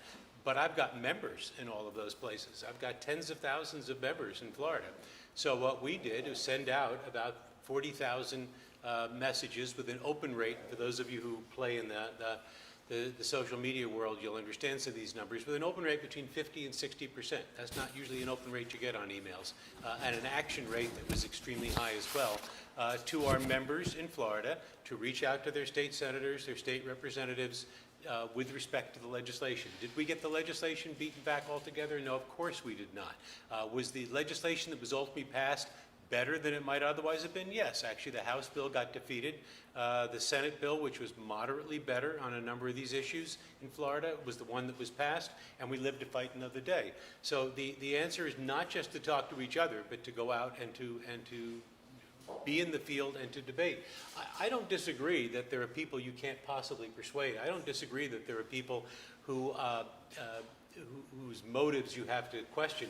I just don't start with the proposition that everybody who disagrees with me falls into those categories. And I think that there's a lot of persuadability of some before you assume that none of them are persuadable. The idea that there are people who have to be silenced because their views are not consistent with a democratic, equal society, I am not just wary, I am terrified at the prospect of giving the authority to silence people who disagree with me to some governmental authority, because I have lived through a period of knowing how that authority would have been used. And I can imagine what might happen in a future administration, how that authority might be used. So there's a very focused reason for not wanting the authority to repress speech to be there. I think that one of the best examples, let me come back to the court, as I leaned over and said to Professor Powell, that reference at the end of the Chief Justice Roberts' opinion, where he takes back, he sort of gives a roadmap for how schools might proceed. And the answer to the question, what should schools do, is drive a truck through that little exception that says that race can certainly be taken into account if it affects a candidate's character, experience, reason for wanting to come to the school. Why does he put that in the opinion? It's directly attributable to a Ketanji Brown-Jackson question. You want to talk about what's the role of the dissenter. It's not just to write smart dissents, it's to ask really smart questions. She's already had a profound influence on that court. And the question that she asks, for those of you who didn't follow this, was to say during oral argument, how is it possible that the position advocated by the plaintiffs here will allow someone who is a fifth-generation Chapel Hill student to say, I'm a fifth-generation Chapel Hill student, that's why I want to come here, but somebody who's fifth generation of 4 generations who couldn't go to Chapel Hill because they were discriminated against can't say that. And that question landed with a thud. And that's the reason that Roberts puts that exception at the end. The game is long. Right? If God gives us the strength, it's a long life. It's a long battle. And there'll be lots of losses before necessarily there are wins. But the work is not for us to finish, but it's not for us to refrain from completing what we can do and taking on what we can do. And that's where I think someone like Justice Jackson plays that role, and we have to. Samuel Beckett said, try again, fail better. That's the standard I hold myself to. Are we going in order? We don't have to go, no. Because I we don't certainly- need- yeah, that I- because we have a lot of questions, so we Yeah, can just. I did want to respond because I actually could not underscore more the seriousness of the role of standing up and saying that. It's not the role for the general counsel of the university, but it absolutely is the role of professors. Because what we do is we wait to see how is this going to suss out in litigation.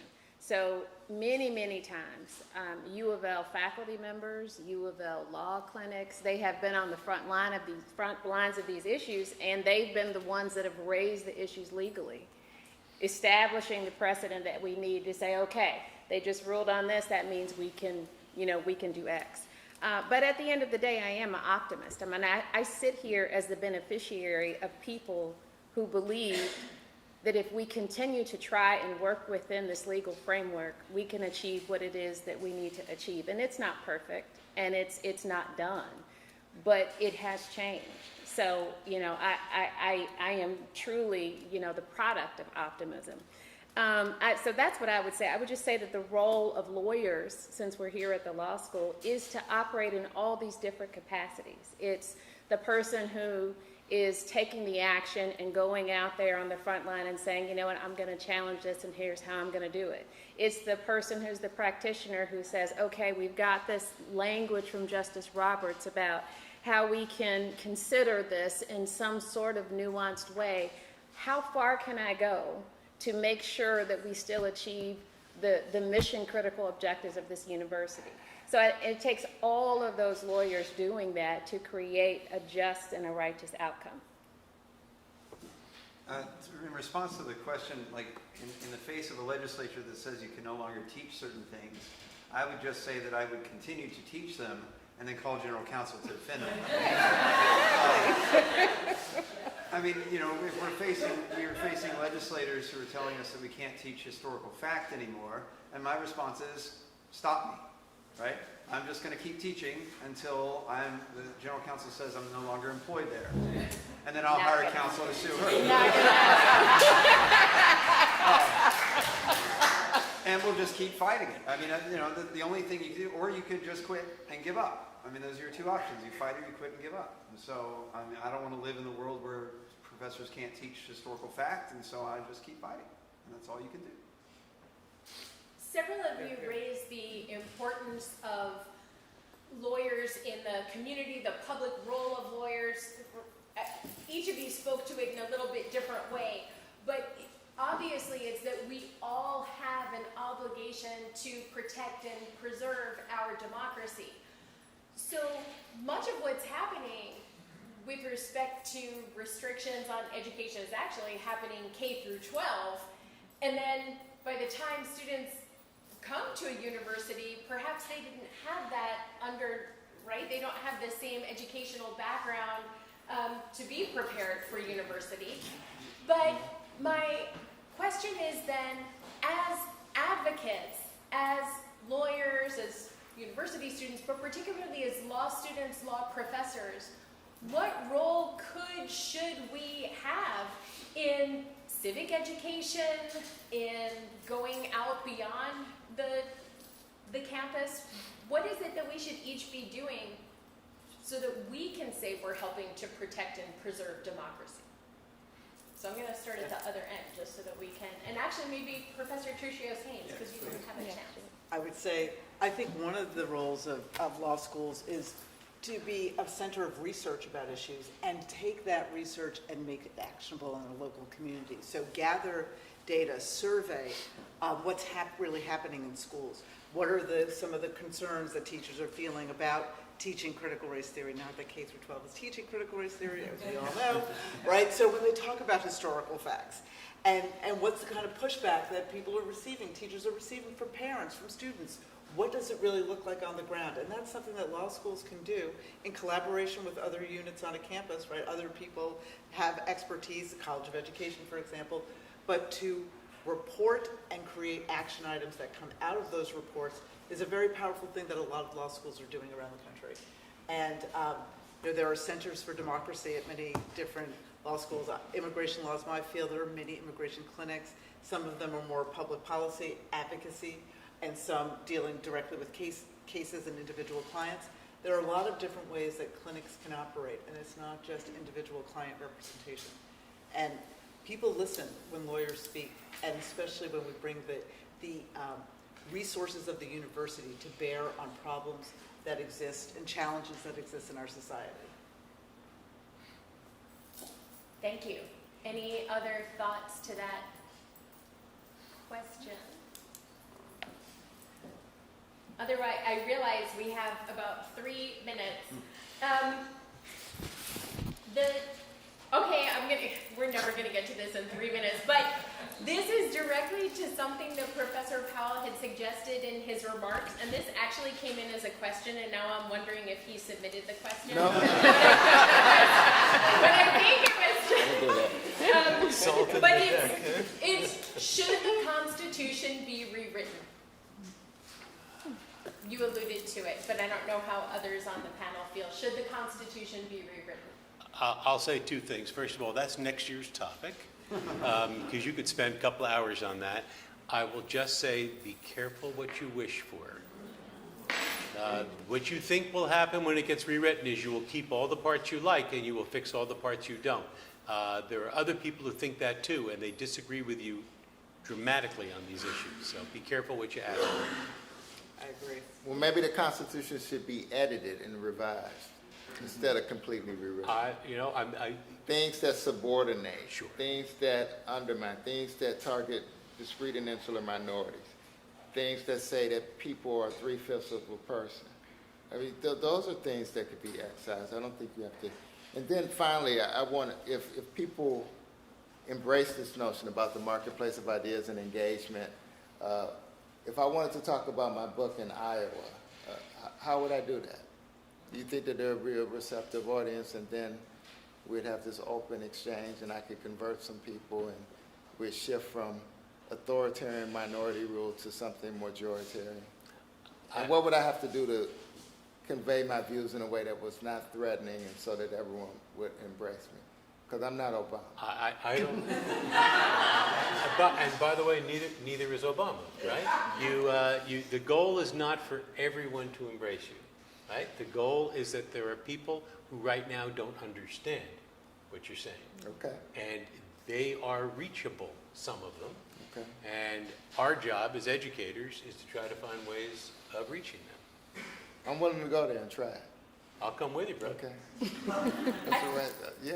I kind of I'll like, do it. we're talking I'll do about it. public service. I'll do it once. I can feel like we can have a I traveling, want a car outside with the engine running. a traveling panel. First of all, this has been, clearly there is a lot more to talk about, and I already made a note about next year's conversation. Could you please join me in thanking our panel?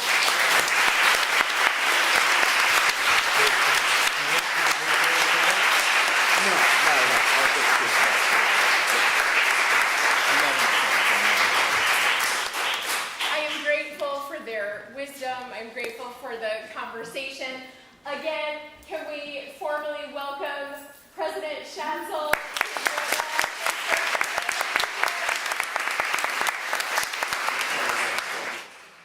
And we can, I don't have a marketplace of ideas that we're definitely, the forum that we're going to talk about. But if you go one flight up to the Cox Lounge, you can have refreshments and a drink, and we can keep the conversation going. So that's one way of doing it. So please, join us upstairs. There's an elevator. Don't you worry about it. I have to, because we're academic free.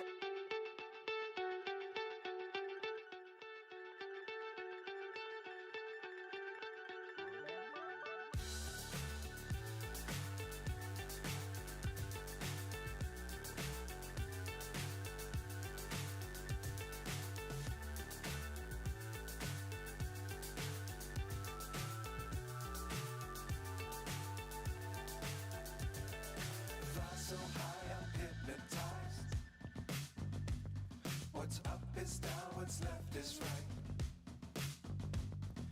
Chasing stars and holding you. Can't see the end, but we'll see it through.